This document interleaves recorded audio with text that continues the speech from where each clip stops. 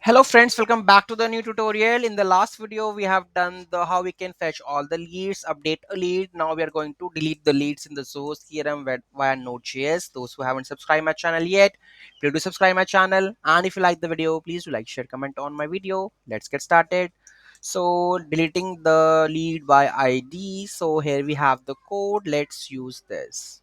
Okay, so let's okay, there is a search Zoho CRM leads by email also. We have already the so many leads, we can use it. So let's use the delete operation, right?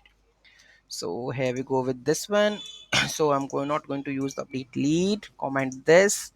Now I'm going to call this delete leads. Okay, so I need the ID for deleting. So leads, I'm going to make a one. This is the lead that I'm going to delete it, only this. So I'm going to pass this ID, not this.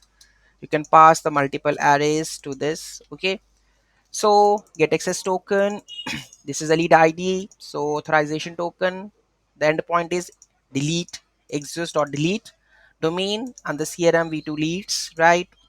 And in the params we have to pass the IDs with comma separated string of the lead IDs. Okay, in the response we'll get that the data deleted response, else something went wrong with that message, then delete leads.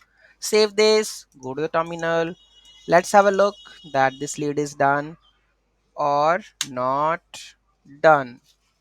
And here this lead, if I just go reload this is not found, I guess.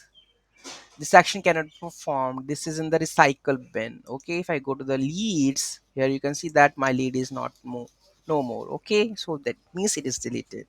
So this is how you can delete leads in Zoho CRM via Node.js. Any doubt, any query, let me know in the comment section. Thank you so much for watching this video. In the next video, what we are trying to do is that is a search Zoho CRM leads by email, phone, or the name. Thank you so much. Have a great day. Bye.